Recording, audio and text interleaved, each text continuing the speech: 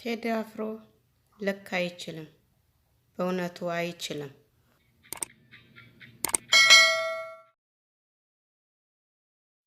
ዛሬ የተለቀቀው አርማሽ ቀናበል የተሰኘውን የድምፃዊ ቴዎድሮስ ካሳሁን ቴዲ አፍሮ ነጠላ ዜማ ሰማሁት። ግጥሞቹንም አነበብኩት። ጭብጥ ሀሳቡን አሰላሰልኩት። አሁን ይሄ ዜማ ለኛ ምናችን ነው? ምን ይጠቅመናል? ከአሁን ሁኔታችን ጋር ምን ያዛምደዋል? የሚሉ ጥያቄዎችን እያሰላሰልኩ ሰማሁት። መጨረሻ ላይ ቴዲ አፍሮ እንደማይችል ድምዳሜ ላይ ደረስኩኝ። አዎ ቴዲ አፍሮ አይችልም። አዎ ቴዲ አፍሮ ከኢትዮጵያዊ ማንነት ተነጥሎ ራሱን መግለጽ አይችልም። ከአንድነት እሳቤ ዝቅ ብሎ መለያየትን ለመስበክ አቅም የለውም። ከሰውነት ክብር ወርዶ በዘር መለያየትን ለማስተማር ችሎታ የለውም። የትናንት ባለውለታዎች ላይ ተጫምቶ ራሱን ማድመቅ አይችልም። የትናንቶቹን ውለታ አይበላም።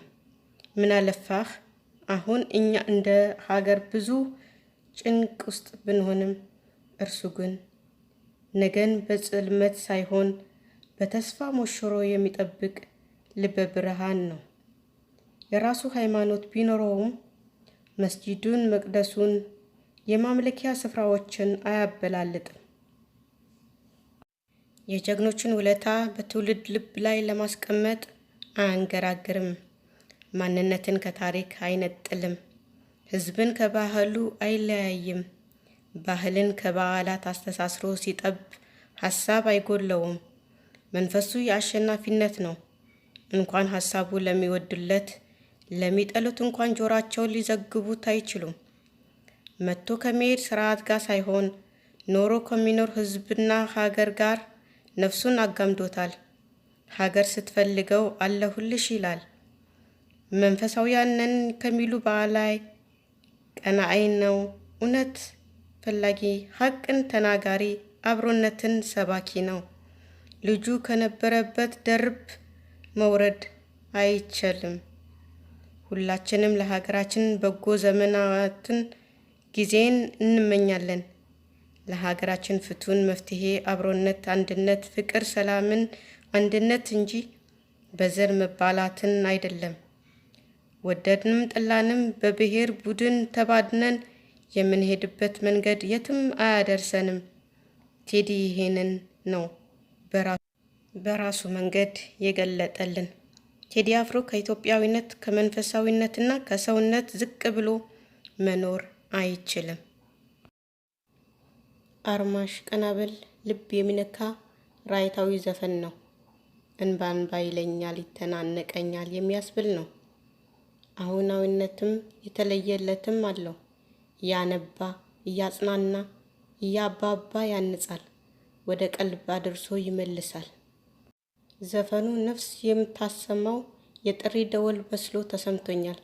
እረ እንደምንም ቢሉ የዘፈኑ ወካይ ተራኪ ቁዝማና ትካዜው ውስጥ ተስፋውንም አምጦ ለመውለድ እየሻተ ምጡ ሲረዝምበት የሚያሰማውን እንጉርጉሮ የዘፈኑ ገጽ ባህሪ እገሌ እገሊት ሆይ ና ነይ ድረስላት ድረሽለት ብሎ ከጥንቱም ሆነ አሁን ካሉት የጠራው ስመጥር ታዳጊ ተዋጊ የለም።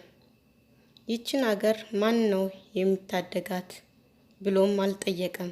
አለሁልሽ እየመጣሁልሽ ነው የሚል ራስን እንደ መሲህ የሚያስቆጥር ደወልም አይደለም። ራሷ ናት የተጠራችው እናቲቱ። ይህ ደግሞ እስከ ዛሬ ከማውቀው አገረኛ ዘፈን የተገላበጠ ያደርገዋል። ፊት የነበረው መጣሁልሽ እናቴ ነበረ። አሁን ቴዲ መጣና ነይ አላት። ጠሪና ተጣሪ ተለዋወጠ። ጠባቂዋ ተጠባቂ ሆነች። እኔስ እስካይሽ ጨነቀኝ፣ ሀገሬ መምጫሽ ናፈቀኝ። ጠሪው በመናፈቅ ብዛት ልቡ ዝሏል። ሆኖም ተስፋ አልቆረጠም። በውንም በህልምም እናት ሀገሩ እየመጣች ታውከዋለች። ነይ ነይ የሚላት እንድታጽናናው ነው። የተለየችውም በልጅነቱ ነው፣ በአፍላነት ዘመኑ።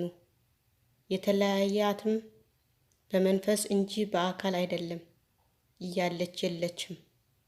ከሚያውቃት ከሚያስባት ስለተለየችበት ኢትዮጵያ ተደናግጧል። መንፈሷ ተራቁቷል። አድባር አውጋሩ ተጣልቷታል። የቦረኩብሽ በልጅነቴ የያኔው መልክሽ ብቅ ሲል ፊቴ እየመሰለኝ ወደ ትላንቱ። ስንኞቹ እንደሚገልጹት ኢትዮጵያ መልኳ ተለውጧል። ተስፋዋ ያሻገተ ወይም የዛገ መስሎ ታይቷታል። ጠላቶቿ ይዘባበቱባት ይዟል።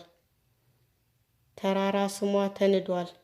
ለዚህም ነው የዘፈኑ ተራኪ መባዘኑ መኳተኑ። በልጅነቴ የማውቅሽ ኢትዮጵያዬ ሆይ የት ነሽ ብሎ መጣራቱ።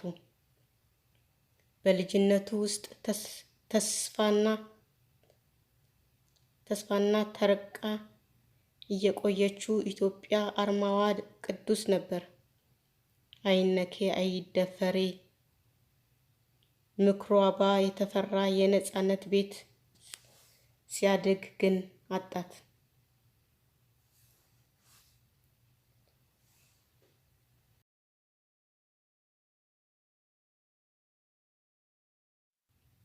እያለች የለችም። እናም እየጠበቃት ነው። ባክሽ ኢትዮጵያዬ ነይ ቶሎ እያለ።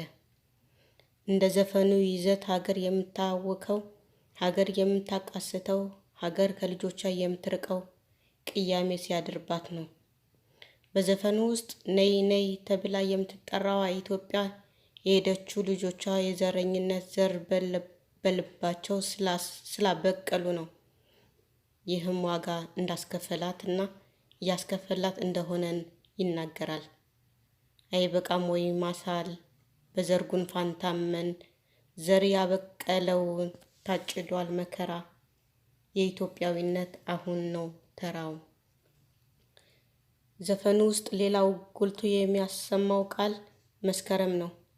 ይቺ 13 ወር ጸጋ ተብላ የሚዘፈንላት አገራችን በወረሃ ሐምሌም በወረሃ የካቲትም በወረሃ ግንቦትም አትመስል፣ አንዳቸውም አትወክል። ሐምሌ በዘውዱ ስርዓት ገናና ነበር፣ ንጉሱ ተወለደበትና። የካቲት ደግሞ በደርግ ዘመን ገናና ነበር፣ ደርግ የዘውዱን ስርዓት የገረሰሰበትና አብዮቱ የፈነዳበት ወር ነውና። ግንቦት ደግሞ በኢህአዴግ ተዘካሪ ነው፣ የደርግን አገዛዝ እና ዱክበት የሚለውን ወር ነው እና ይህ አንዱ ወር ምርጦ ገናና የማድረግ አባዜ የቅርብ ዘመን ገዢዎች አባዜ ነው። መስከረምን የምትመርጥ ይመስለኛል።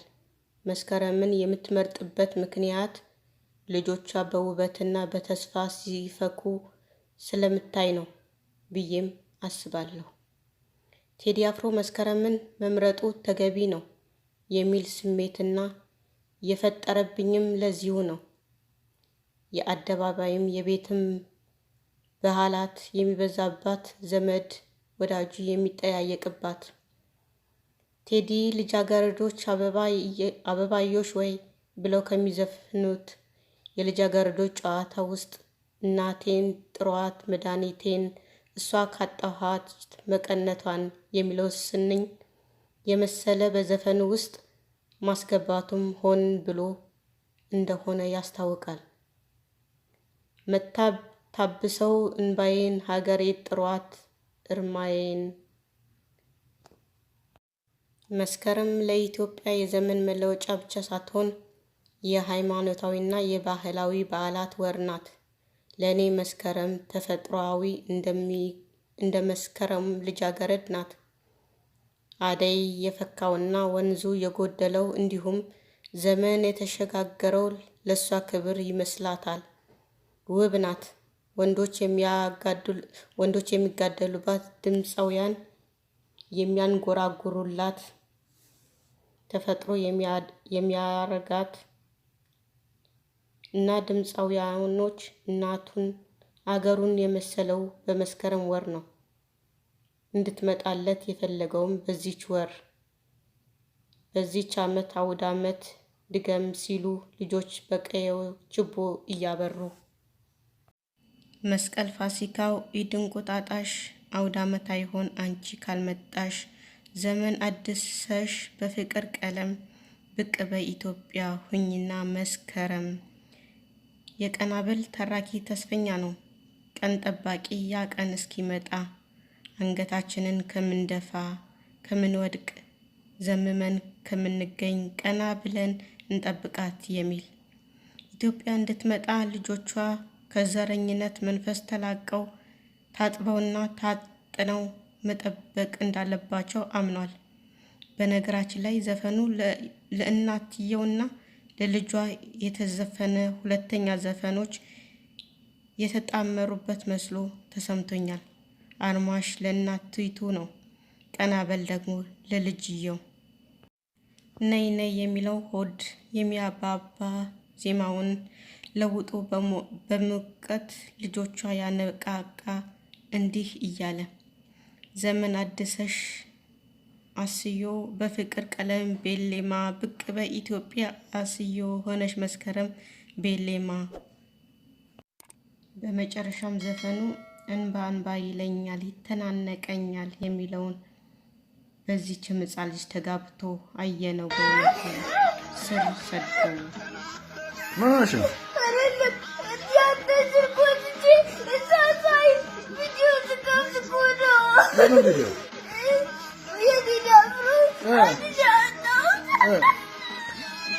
እና ለምን አታከልሰለ